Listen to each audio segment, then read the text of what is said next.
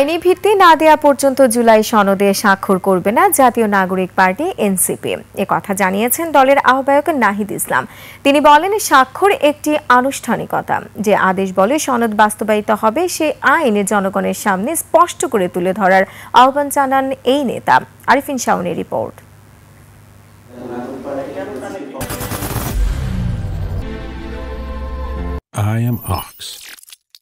রাজধানীর বাংলা মোটরে এনসিপির কার্যালয়ে এই জরুরি সংবাদ সম্মেলন। উপস্থিত ছিলেন এনসিপির আহ্বায়ক নাহিদ ইসলাম সহ অন্য নেতারা।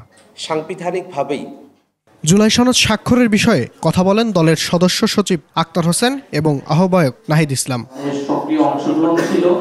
নাহিদ ইসলাম বলেন, আইনি ভিত্তি ছাড়া জুলাই সনদে স্বাক্ষর করবে না এনসিপি। আমরা ওই আইনি ভিত্তি ছাড়া এবং অর্ডারের ব্যাপারে নিশ্চয়তা ছাড়া আমরা যদি সনদে স্বাক্ষর করি সেটা মূল্যহীন হবে এবং পরবর্তীতে সরকার অর্ডার আসলে কিসের ভিত্তিতে দিবে ও কি টেক্সট থাকবে সেই নিশ্চয়তা আমরা পাচ্ছি।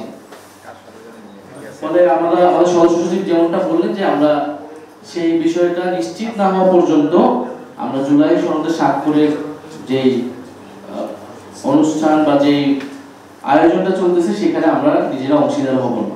জুলাই সনদ যাতে বিতর্কিত না হয় সেজন্য 3টি দাবি বাস্তবায়নের কথা তুলে ধরেন তিনি।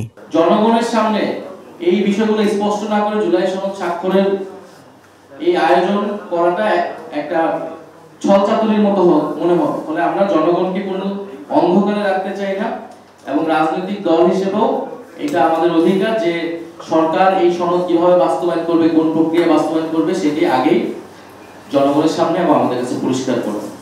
সরকার তাদের দাবি বাস্তবায়ন করে যথাসময়ে নির্বাচন দেবে বলে আশা এনসিপির। ফেব্রুয়ারিতে নির্বাচনের ব্যাপারে আমাদের দৃঢ় অবস্থান।